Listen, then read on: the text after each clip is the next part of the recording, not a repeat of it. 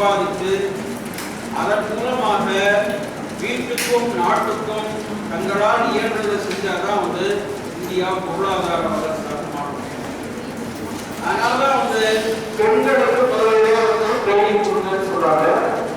பெண்களுக்கு சொல்லும்போது நாங்களாம் குறிப்பாக தையல் பயிற்சியை கொடுக்கக்கூடாதுன்னு சொல்லுவோம். நாங்களாம் தையல் மட்டும்தான் பயிற்சியா?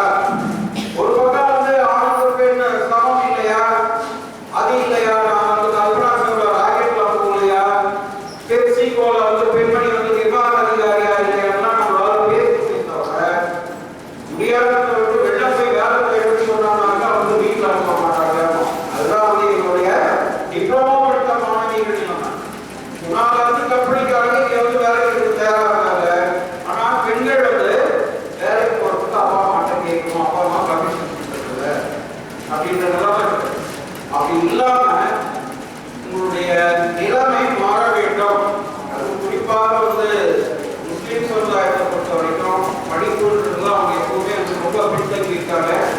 அதனால கல்வியிலும் இந்த மாதிரி தொழில் பயிற்சிகளிலோ அவர்கள் அதிகமாக ஈடுபட வேண்டும்.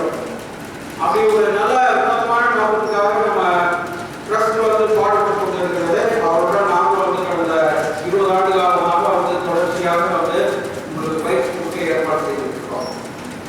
பட் ஏதாவது ஒரு வார பயிற்சி இங்கே இருக்கு அனுப்புங்க சொன்னா இன்னைக்கு கூட ஒரு நாள் கூப்பிட்டு வர்றதுக்கு ரொம்ப மிஸ்கேட் பண்ணி தான்